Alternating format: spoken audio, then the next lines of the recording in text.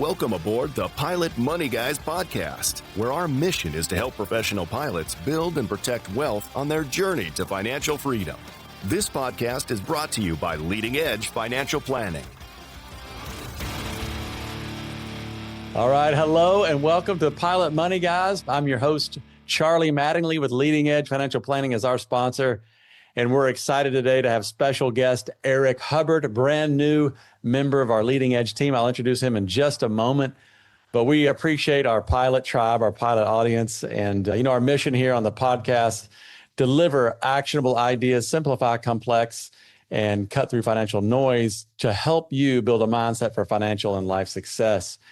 Today is going to be a fun topic that I will introduce in a moment. We're going to talk about lots of things, but first, let me talk about the Pilot Wealth Index. Fill that out wherever you're listening to your podcast. Just go to the podcast homepage or cover page, and you'll see the link to fill out the Pilot Wealth Index. We've designed these questions to help you determine, are you thinking about the right things? Are you on track as far as just your checklist for retirement planning one day when you're not flying airplanes anymore? We want to make sure you have more fun in retirement than you do flying airplanes. So check that out. We'll review that with you, maybe even get back to you on that, and we'd love to connect as well. Also, please rate, review, and share the podcast. We'd love to reach more of our pilot community, so we appreciate it when you do that. And without further ado, let's get to the business. We've got Eric Hubbard, special guest today, Pilot Money Guys, first member of our Leading Edge team. Eric, welcome aboard, sir. Thank you, Charlie. Pleasure to be here today. Absolutely, man. It's fun to have you as part of the Leading Edge team. And so we are excited. Eric, you are a guy that's fascinating because you are very intelligent, and smarter than me for sure, and very analytical. But you also are very high on the emotional intelligence. Those two, that's a tough combo, Eric. And so I'm going to give you props for that because when I said, Eric, we're going to do a podcast together, you chose this topic of how much is enough. And this is going to be a tough, very difficult one to address, but I'm excited about it. Eric, what do you think? I love it. And I think that maybe that bias that I have towards the emotional side, in addition to the focus on numbers, what really led me into financial planning. And I think day to day, we can have these plans and they outline in great detail what we should be saving and striving towards. But ultimately, there's that fun piece and that exciting planning element that we're not just working towards a plan, or we're working towards a life. Yeah. And we're really making a transition when we get there to retirement, that if we can do some work up front before we get there, I think that makes it a lot easier down the road. So the topic of what's enough can help us figure out where that line is in the sand, and then we can work backwards from there when we build out a financial plan. You nailed it, Eric. And you said work like 3 or 4 times in those sentences. And I think that's what it is. We're going to talk about that today because we're talking to our pilot audience, airline pilots, fractional, corporate pilots. They've got their jobs. This is going to be another type of work, but it's worth it. And if we ignore it, then we're headed for trouble. And we'll talk about that. I'm most excited today because, Eric, you get to talk about the hedonic treadmill, right? That's exciting. And I'm going to talk about homeostasis. So I learned about a homeostasis in preparation. Hang with us. Don't hang up on the podcast because I talked about these words because they're fascinating and it was fun. But first, Eric, because we are talking to our pilot audience, we got some big news. This is probably not going to be recent news by the time this gets out, but we're celebrating the fact that FedEx just got a pretty rocking contract. And so you're going to introduce some of the main points today. We are excited for the FedEx pilots. We know they've been through the ringer for several years now. It was very difficult, I'm sure. But Eric, I'm going to hand you the mic and ask you to go through a few of the highlights as you dug into the contract. And that's what we do at Leading Edge is we dig into these contracts to make sure that we know the financial parts at least better than the pilots themselves. But Eric, what do you think? Yeah, let's do it. So it's been a long time coming, and I know that I'm preaching to the choir on that. As Charlie mentioned, what we do at Leading Edge, when these contracts, even before they're officially ratified and signed, we're going in and looking at what the implications can be and planning opportunities, especially when they're unique elements of the contract, like these one-time payments that will be coming your way. So the big news, like Charlie mentioned, is that FedEx pilots have ratified a new agreement. The 2026 TA, tentative agreement, no longer is tentative. And it came into effect just 20 days after, so on the 29th of June. And that is also referred to, you'll hear us throw in the term the date of signing, or the DOS is that key date. And it's important because it has implications for timing down the road. So we won't go into all of the details. We're going to try to hit the high notes today. There are pay increases that are going to impact everyone over at FedEx, just under 40%. And that obviously is going to have large implications on your take-home pay and your marginal tax bracket. So there could be planning opportunities involved there. And we do have a one-time payment that we'll walk through briefly here called the APRP. And essentially what that is, it's the amendable period recovery payment. And it is compensation for the time that it sat in negotiation. So it's looking back and compensating pilots for that missed time, if you want to look at it like that. Yeah, this is basically what you're talking about is retro pay. Is that right? And just to give a quick pitch for our leading edge team, Andy and Kevin created a video. Go to youtube.com, search leading edge and FedEx. It'll show up as FedEx pilot retro pay. It's worth going there to check it out just to see the cover page, because I think somebody's got a bunch of cash and I don't know if it's a gun shooting cash out or something like that. But so you're going to talk to us about that in a little more detail. And man, 40% pay raise, you nailed it. Tax planning is maybe going to be back to the front burner. I hate to be negative Nelly. Hey, you got a big bunch of new pay, but by the way, let's talk about taxes. So anyway, Eric, continue on, sir, on the highlights there. So that one-time payment is going to come to you as a lump sum. There are going to be a few pieces of information that you should know before it gets there. So there will be a 5% holdback in escrow, and that this is really there as kind of a buffer in case there are corrections that need to be made or any disputes. So it's something to consider when that money hits your account and you see 95% of the number you might have been expecting. And it is also, as it's referred to in the contract, duesable, which means that about 1.85% will be taken out to pay dues. And it's also pensionable and PRSP eligible. Yeah, that's awesome. Eric, I mean, I did talk about taxes, but did they say anything yet about tax withholding on that? That's probably a big one too to think about. What we've read to date is that the taxes will be withheld at the supplemental rate of 22%. Mm-hmm. So I think there's still some room for changes. You know, what we're talking about today, there might be updates to that or at least additional information to come out, but that's what we've heard to date. And the reason that's so important is because high income pilots might be looking at potentially additional withholding based on that amount. Wow. That's important, Eric, for our FedEx pilots to keep an eye on. I don't know if that's, like you said, I don't know if it's finalized yet, but that's a big deal. That was a big point of consternation with the other airlines when they got their retro pay, because like you just said, hey, if you get 100,000 and they withhold 22% tax, you're going to go file your tax return and go, oh, it was supposed to be 37% tax. And if my second grade math is right, that's a 15% difference that you're going to have to fork over to the feds at that time. And that's what we call a nasty tax surprise. So watch out for that, I think. Yeah, we don't want that. The other piece of it is to plan appropriately, knowing how much is coming down the pipeline. And it's being determined, there's a table and it's looking at the bid periods. And there's a dollar value associated with each of those bid periods. So when you multiply those two together and then add them up, that is the one-time payment that you'll receive. And just to give a ballpark here for an illustrative maximum, that'll be around $150,000 for a captain and just over $102,000 for a first officer. So that gives you the scale of the money coming through all at once. Yeah, that's good. And like you said earlier, it's it's kind of a catch-up pay for the last several years as the FedEx guys and gals have waited for this contract to come through. So, yeah, absolutely. Yeah. The second decision that we'd like to touch on today is the Section 28 retirement decision. And I think even before getting into those three different plan options that pilots might have is figuring out, okay, the one-time payment applies to everyone who is active over those mid periods. They might receive different amounts, but the pilots who are going to be impacted by this decision are those who are current pilots, or what the contract refers to as participant pilots.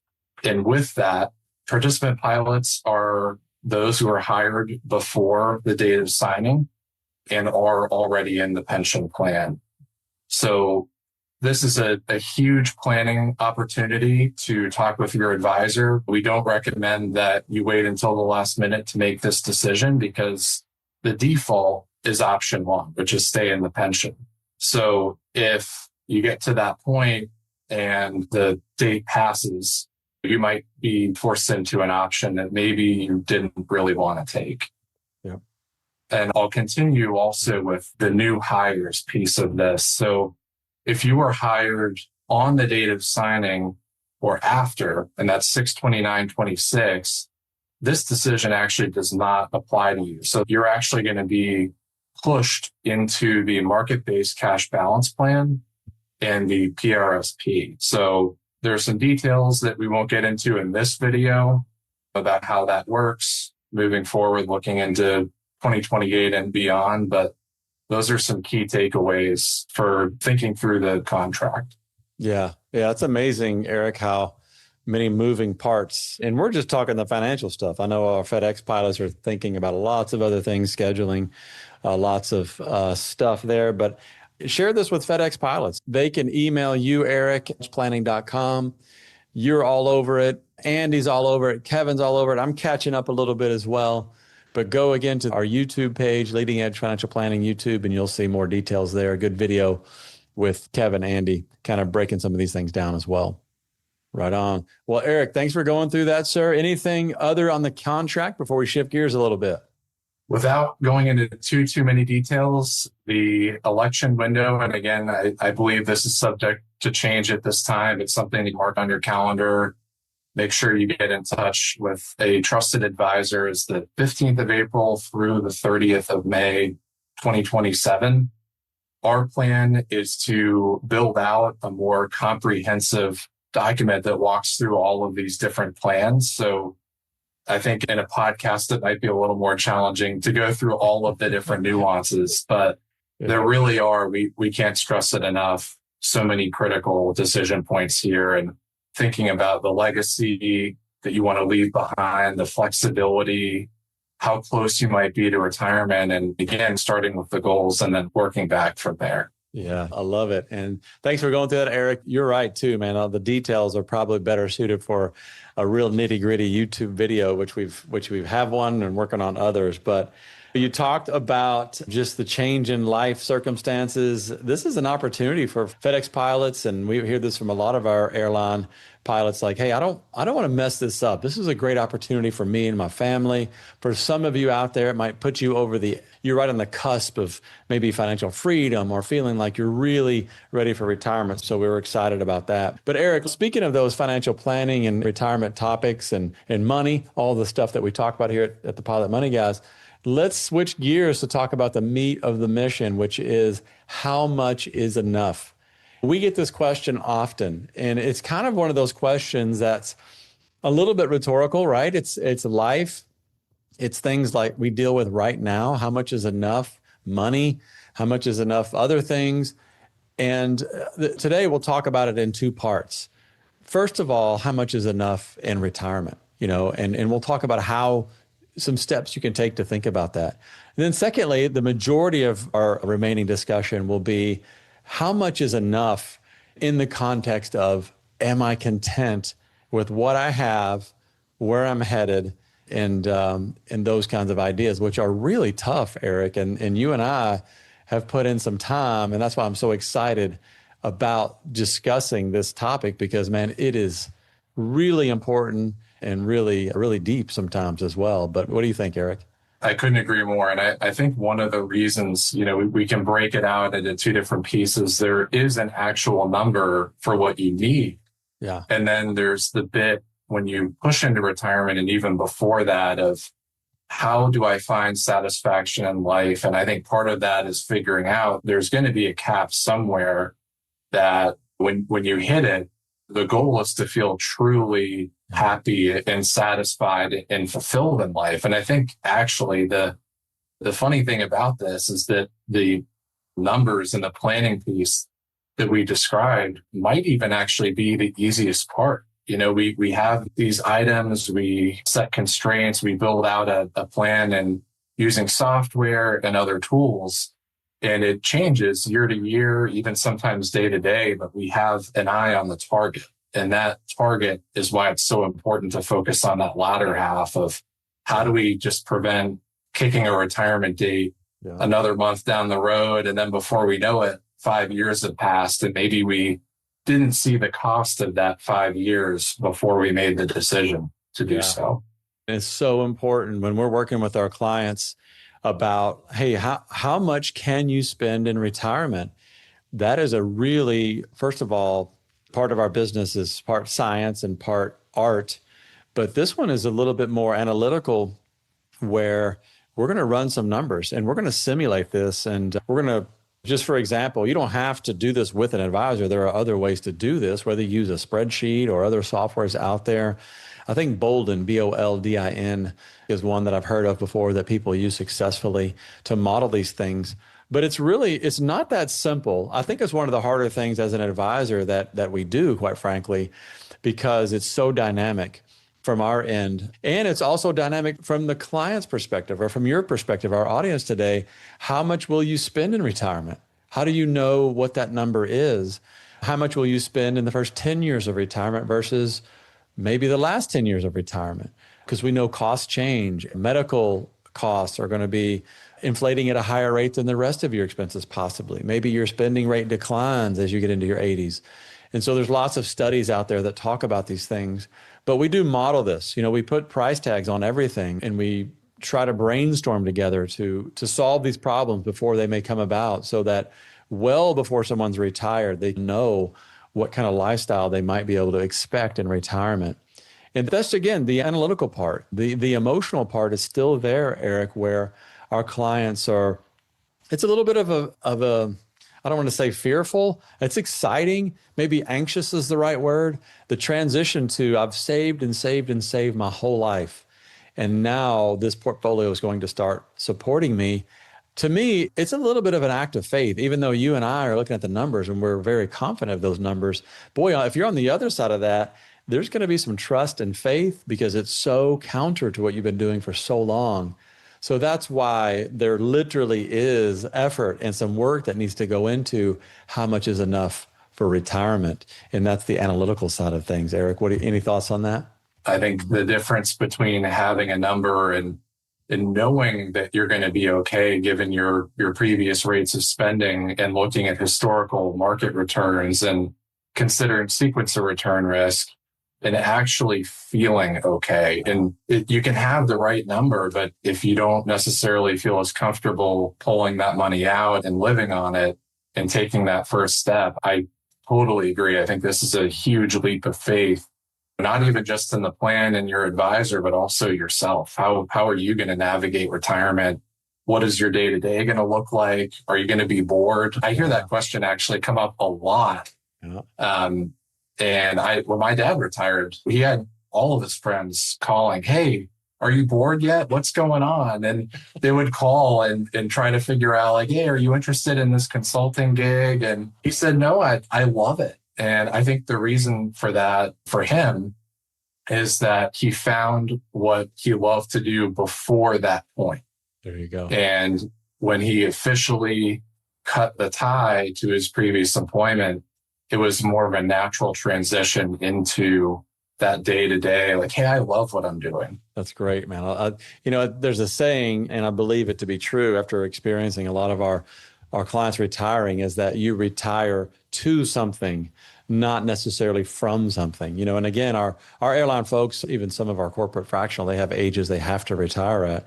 So it takes even more diligence, I think, Eric, to before you go, what are we going to do? Not just how much we're going to spend. And those kind of go hand in hand, but take some work, take some planning, I think, and takes building some confidence. And I think the preparation does build the confidence to make that transition and celebrate one of the biggest achievements of your life of moving on to that next and best phase of your life, we think anyway.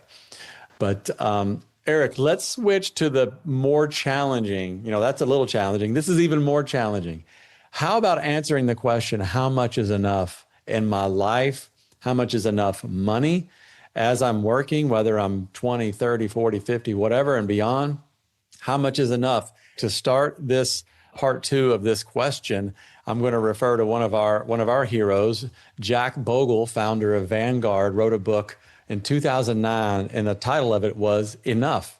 And I remember reading it. It was right on the heels of the 2008, the Great Recession, housing, financial crisis, whatever name we choose to put there. But he wrote a book titled Enough. And the opening quote in his book was like this. He also gave this in a commencement address at Georgetown University, where he used it to illustrate this thought and idea of how much is enough in business and finance and life. And he says, here's the quote he used: at a party given by a billionaire on Shelter Island, that's off the east coast of Long Island, by the way. He said, Kurt Vonnegut, a famous author, informs his pal, the author Joseph Heller, that their host, a hedge fund manager, had made more money in a single day than Heller had earned from his wildly popular novel Catch-22 over its whole history. And Heller responds and he says, yes, but I have something he will never have, and that's enough. And so that is a powerful quote that Bogle used in that book and in the Georgetown University commencement speech to highlight how in society sometimes we're obsessed with wealth, prestige, the pursuit of more money, and how that can truly never satisfy. The something he will never have, which was enough, represents a state of contentment, integrity, and purpose that financial success alone cannot buy. And he used that in his speech to challenge his students and professionals to consider the values they bring to their careers and to resist this zero-sum mindset of the financial markets in particular. So boy, that is a powerful statement and a powerful way to open, what we're talking about today, because it really, as we started off saying, it takes some work to get there. We're going to talk about keys and we're going to talk about some steps to take to make a lot of progress in this area so that you can all work towards contentment and having enough. Eric, I've talked a lot. What do you got? It comes down to the fact that gratitude is truly a mindset. When you're going about your everyday activities and maybe some things go better than you expected, other things maybe not as well as you would have hoped, and maybe not go to plan. And that's okay. It's not a milestone. There's not anything that says you can't have things maybe go out of your favor and still feel grateful for opportunities and honestly, even just to be alive. Yeah. And I think that that's an excellent example of that, where you can have everything and still not necessarily feel that, but you can also have very little and truly be happy and grateful for what you have. Man, you nailed it. It's so true. We get to see that working in the world of money and people, and we see that the amount of money that someone has, although money is wonderful for helping remove obstacles and not having to worry about basic needs, and we love that. But you're right. There's really very little correlation to contentment in massive amounts of money.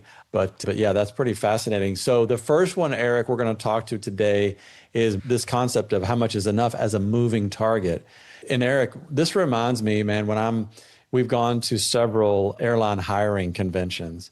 We've gone to and set up a booth, for example, at Women's Aviation it's a great organization, and RTAG, I think that's Rotary Transition Group, I think is what the acronym stands for, but they turn into hiring areas as well, in addition to all the vendors that are there and all the guest speakers. And all these young people are just, man, they would probably give an arm and a leg to be hired at their airline, their dream job, or corporate gig, or fractional net jets, executive jet management, whatever it might be. And then they achieve that. And we see that, we get to see clients and pilots of all career stages. They achieve it. They will achieve it. But at that moment, man, they are so ambitious and so excited. They achieve their dream. They achieve the pay. They get there. And then, Eric, the goalposts move and continue to move. And they move again. So, what do you think about this idea that it's a moving target, and how do we overcome that?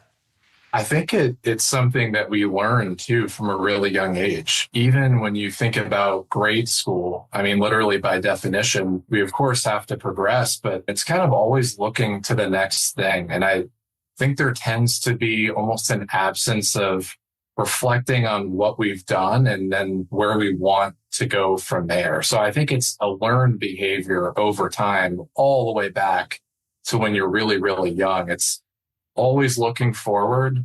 And, we of course don't want to be stuck looking back in time, but I think having that moment to reflect, realize where you've come from, and then make an intentional decision about, am I doing this? Am I taking the next step for the right reason? Yeah. And that reason can differ, but it shows up in school and sports.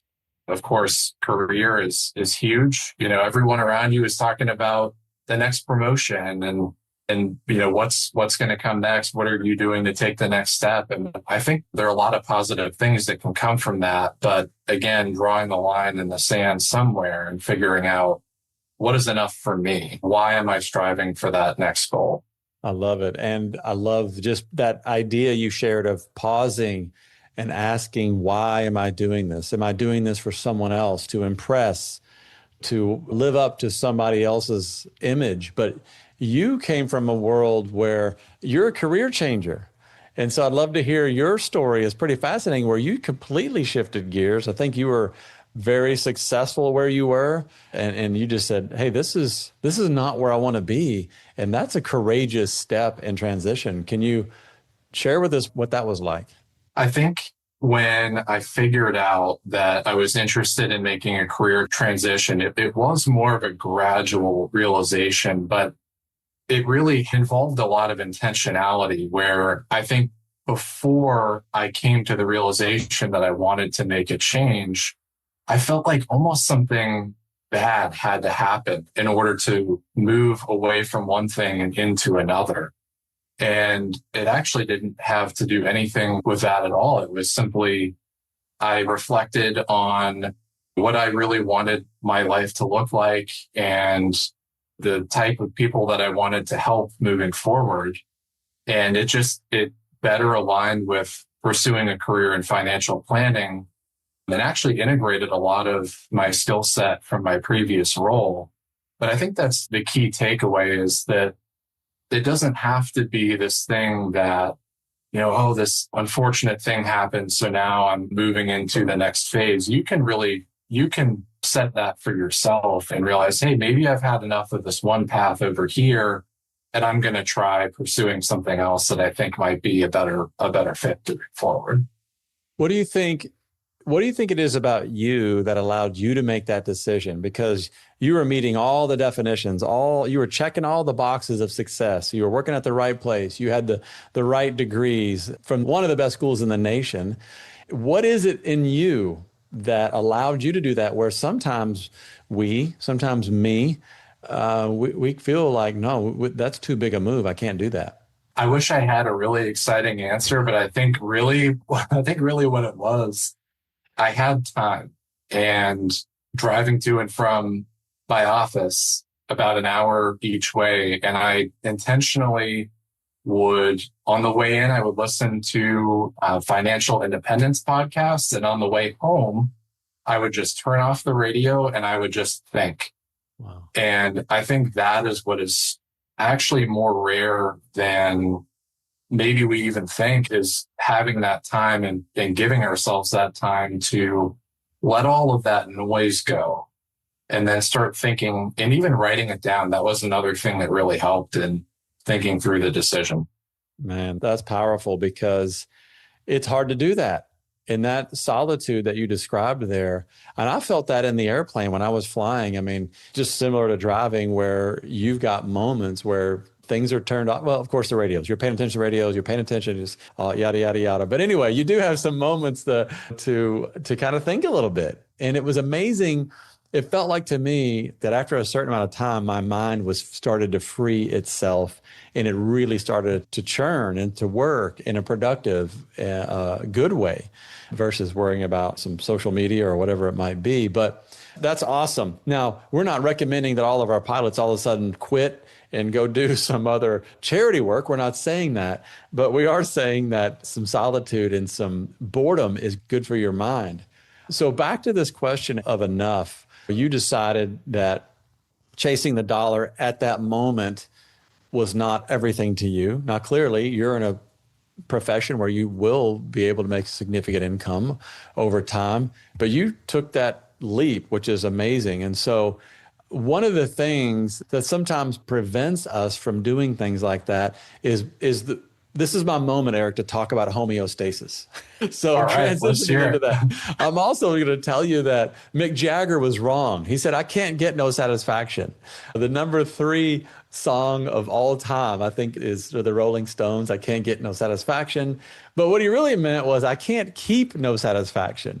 And that's where homeostasis comes in, because this need for us to keep driving and striving is a biological thing. And when I came across this in our preparation, Eric, I felt a little sense of relief. Oh, this is biology, trying to help us out, especially in strivers.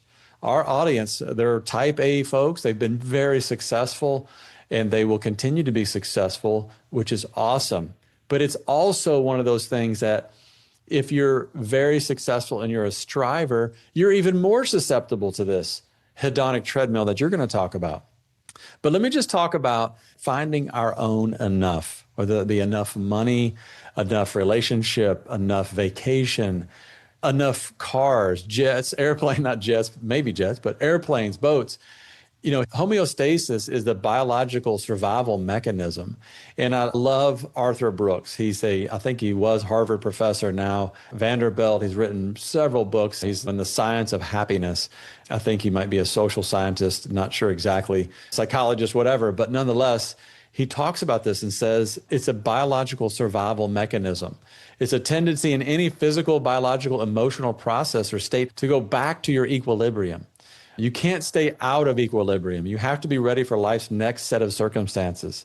In other words, when you get that new car, it feels great. It's like, man, I got this car. It's awesome.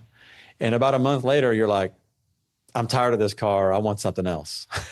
We've all been there. Is the homeostasis. You're not going to stay in that elated feeling about a car or about new money or about the bonus, the retro bonus you're about to get as a FedEx pilot. You're not going to stay there because biologically you can't. Biologically, it's a mechanism to protect yourself so that you don't stay in that state all the time. The physical example there that Arthur Brooks gave was running on a treadmill.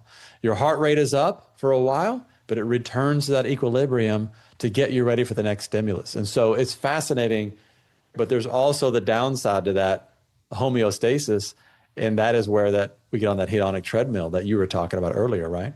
Exactly. And I think if you look back and you look at where humans started and how life has evolved, it has really happened very quickly. And the reason that I bring that up is I think sometimes we can maybe give ourselves a little bit more credit that we have a better control of our emotions than we actually do. I know I feel that way looking back at different points in my life. And I see these exact things have impacted me and those that I love. And the whole concept of the hedonic treadmill is that you get up to a certain speed and it becomes the new normal. And there are studies that have backed that show that it takes only about 3 or so months for that level of joy to start kind of dipping after you get that latest purchase.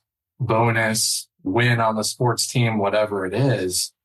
And I think it drives us humans to continue achieving, which can be an excellent thing, but maybe putting caps on how much for, let's say you're really into exercise and fitness. And I think that's fantastic.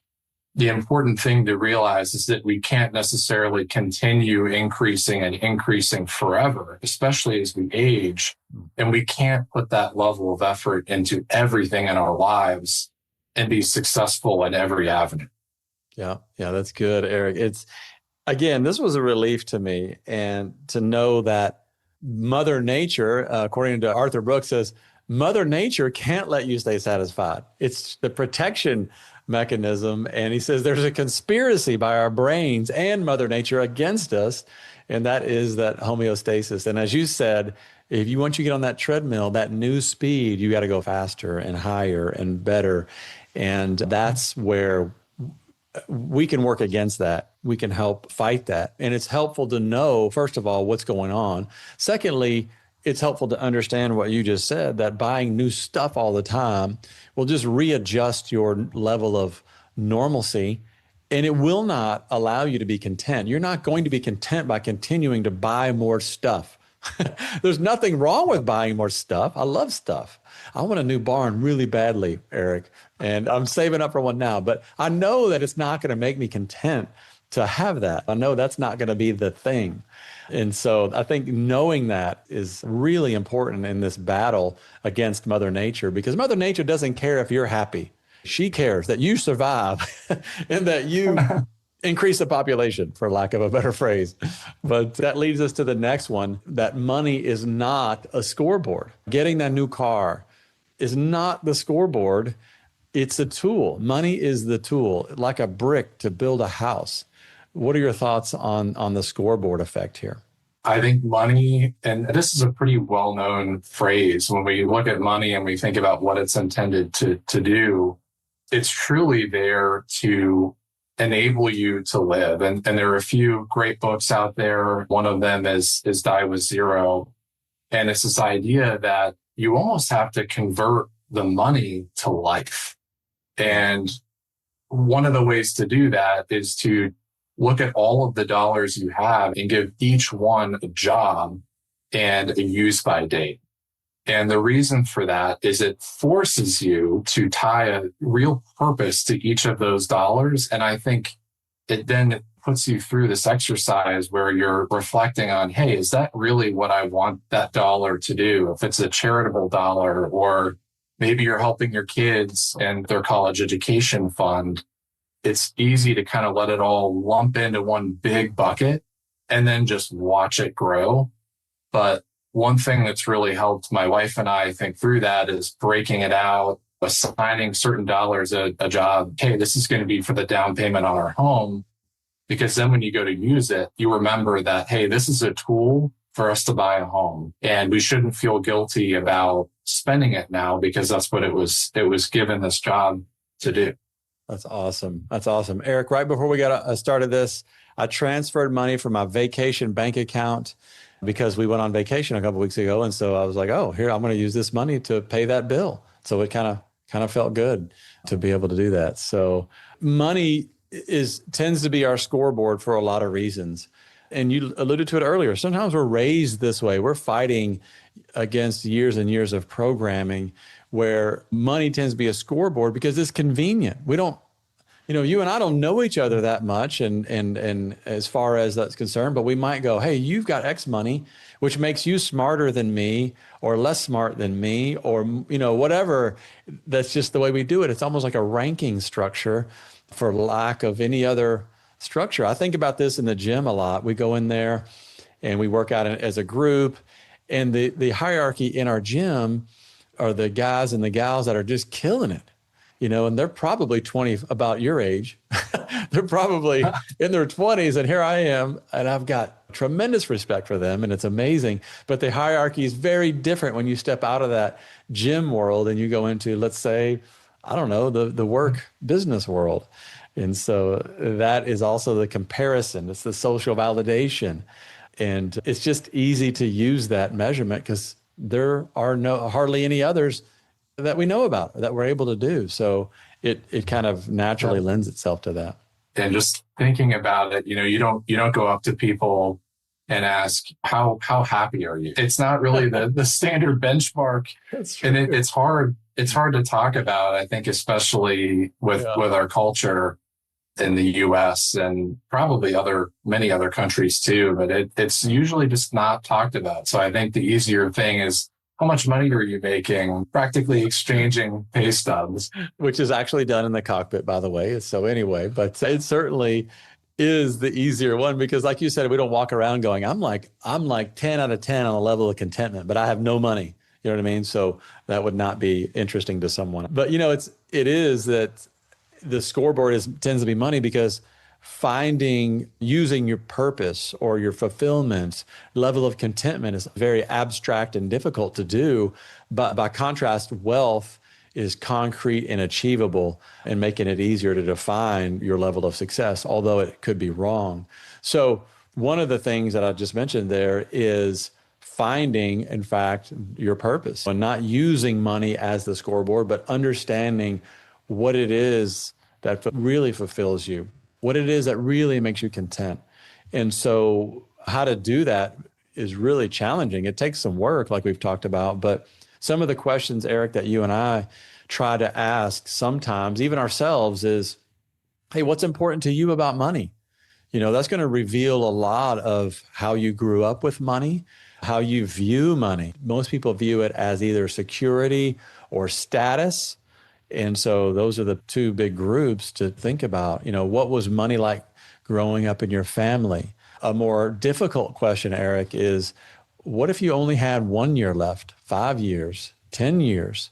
How would that change your, thoughts about using money as a scoreboard? I think it would certainly change things there a little bit. Most definitely. It's hard to talk about, but it's really critical to remember that there is an end date and we don't know exactly when that end date will be. Yeah. And it's certainly not something to fear necessarily, but more something to plan around and really use as a maximizer of happiness today. And that's where the book Die with Zero comes in, as it talks about how are you going to maximize your happiness today and really make the impact of your dollars kind of spread the way you intend for them to. Oh, that's great. I bought that book, Eric, I was flying somewhere, left it on the airplane. So I got to buy it again. But anyway, so maybe one of the flight attendants out there will find it for me. Another book I got to throw out is the one I read. It's called Chasing Daylight. Eugene O'Kelly is the author. He was the president or CEO of KPMG, which is one of the top 5 accounting firms in the country, and found out he had a brain tumor and had about a year to live. So he wrote this book as he was dying, which a lot of you might, hey, that sounds morbid, I don't want to read that. But it was fascinating to learn what was important to him and what he did during his last days. Great book. It's called Chasing Daylight, How My Forthcoming Death Transformed My Life. And so I recommend checking that out along with the Die with Zero. Eric, we talked about finding your purpose, doing that work.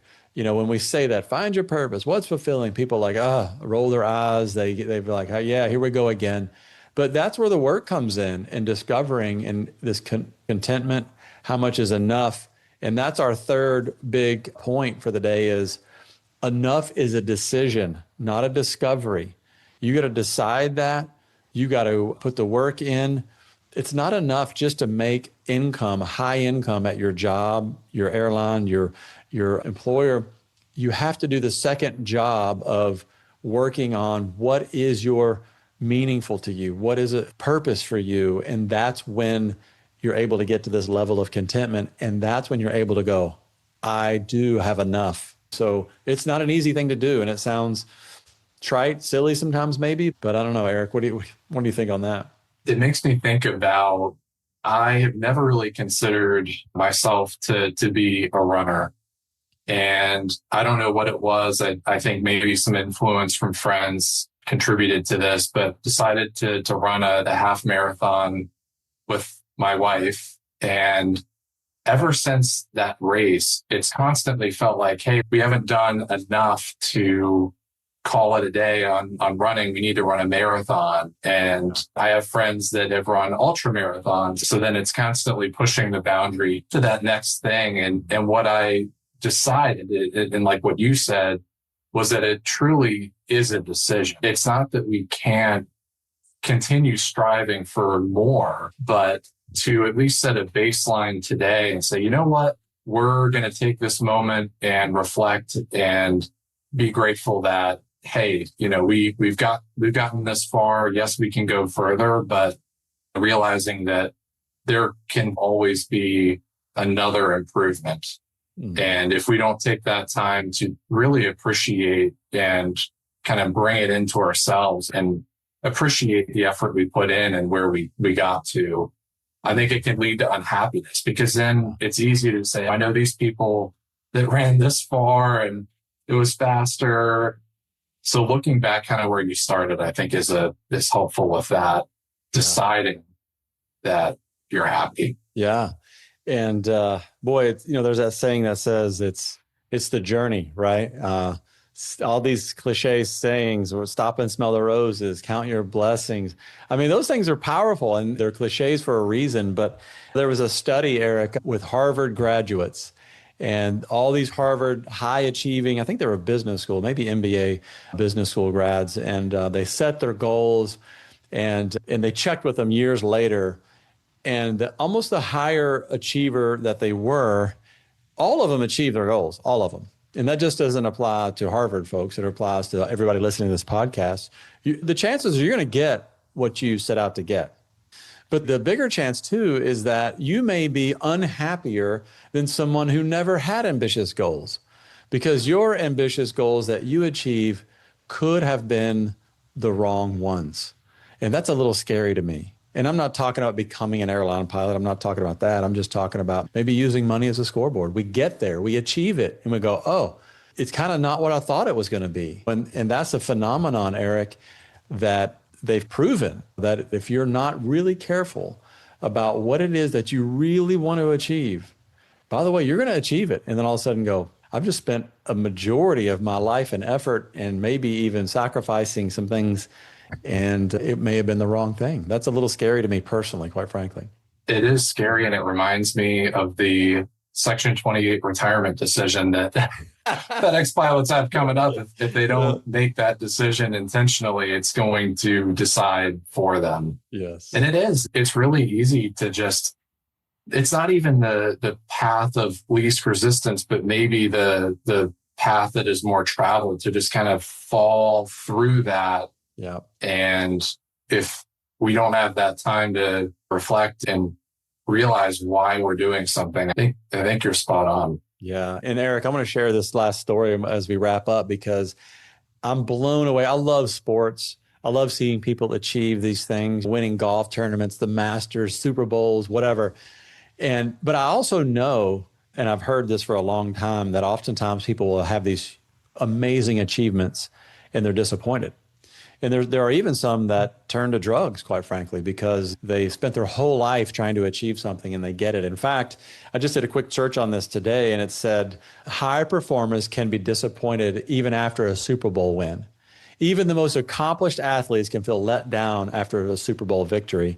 And they talk about an example of A.J. Brown, Philadelphia Eagles star wide receiver, who posted on Instagram after they beat Kansas City Chiefs a few years ago. And he said the victory wasn't what he thought it would be. He later explained he wasn't unhappy with the win itself, but rather the post-game atmosphere. He said he expected to feel the same joy and celebration as other champions, but instead found himself ready to go, even a bit tipsy, which made the moment feel less fulfilling than he imagined. And that's from Sports Illustrated. And A.J. Brown went on to say the thrill comes from the daily grind and challenges, not from the trophy or the party. And it goes on to say this is not unique to A.J. Brown. In other cases, even dominant players have expressed disappointment with the experience of winning. For example, Sam Darnold, Seattle Seahawks, just won the Super Bowl this year, admitted he was disappointed. He was talking about his own performance, and just, that high level of champion can even be It's hard to meet those expectations. And so just the high performance holds themselves to high standards, and it shows that the best players have mental images of what a Super Bowl win should feel like. And if reality doesn't match, disappointment can sometimes follow. The real satisfaction comes from the process, the challenges to overcome, the growth, not just the trophy. And like you and I talked about earlier, homeostasis, it says emotional highs can be short-lived. And that's biology. We know that. It's just a fascinating experiment in life where, man, we got to make sure that we're pursuing the things that really matter. And it's a tough one. You got to put in the work. Absolutely. Awesome. Well, Eric, today we've talked about making sure that your enough is not a moving target, making sure that money is not your scoreboard, and understanding that having enough is a decision, not a discovery that you get along the way somewhere. We've talked today, you brought up some great points about, I loved your lesson about the solitude of driving back and forth, turning the radio off, turning off the noise. You talked about gratitude a bunch. And I think gratitude, in fact, I think science says it literally rewires the brain. And so we know that we have to practice gratitude, and it just doesn't come naturally. And we talked about being aware of what Mother Nature does. It kind of fights against our feeling of this is enough because Mother Nature wants you to survive and pass on your genes. Another thing we talked about, Eric, was you're never going to have that feeling of enough or contentment from the result of buying more stuff. Again, I love to buy more stuff. I want to buy more stuff, but I also know that I'm not going to get a long-term sense of contentment or a sense of enough. But Eric, what do you think? Any parting shots there before we wrap it up today? I think the last piece that we touched on a bit there towards the end is that if you don't make a decision with intentionality, that they can slide into their own default. We see this all the time where, especially this push into retirement, it's so easy to assume like, hey, we're not going to have Social Security. There's going to be high inflation. The market's going to crash the day I retire and my expenses are going to go up. And in reality, what's the real likelihood of all of those things happening and unfolding in that sequence is probably pretty unlikely. So I think it caps it with everything we talked about and just being intentional with the decisions that we make. Absolutely. The one thing we didn't get a chance to address today too, sometimes in this feeling of enough, we have a lot of comparison going on. When you're in the cockpit flying, somebody's talking about how much they flew or how much they're making. Man, it's really, really hard to feel a sense of enough when somebody's right in your face with these wonderful things that you feel like they have. It's the Instagram effect, right? So that's a tough one to turn that off. Really takes some work. And I'll wrap up by quoting, I think it was Theodore Roosevelt that said, comparison is the thief of joy. So be careful, watch out for that one. And so we hope you've enjoyed the topic today. It's a tough one, how to be content, how to know that you have enough, whether that be money, relationships, things, and just be satisfied, having a purpose, having a real sense of fulfillment. And I think, Eric, the people that we work with at Leading Edge really do an amazing job of that. But it still takes some work. It still takes some planning. Please reach out to us. If we can help, you can reach me at Charlie at Leading Edge Planning, CHARLIE, Eric, ERIC at leadingedgeplanning.com. We'd love to hear from you. Please share the podcast. We're also on YouTube as well. Check us out there. And we hope you enjoyed the show. We'll see you next time. Hello, Pilot Podcast family. Charlie here. I just wanted to share with you something we've just recently developed.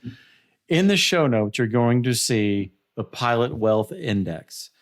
We want you to check it out. Give it a shot. It's a quiz, a short questionnaire that allows you to understand, are you on track? We have a lot of people that say, hey, we just want to know if we're on track. Are we where we should be at this stage of our flying career, airline career, whatever it might be? How am I doing? Am I close to my peer group? Am I behind? Am I ahead? We've developed some questions, some metrics that we think if you go through this and check it out, answer the questions, you will have a very good idea of where you stand. We developed the questions that give an indication of, are you doing the right things you need to do to be prepared for an eventual retirement and that one that can be profitable for you. So check it out in the show notes, the Leading Edge Pilot Wealth Index. We hope you give it a shot. If you have any questions at all, reach out. Happy to help. Charlie at leadingedgeplanning.com. Again, that's charlie@leadingedgeplanning.com. You can call or text me on my cell, 865-328-4969. Thank you very much.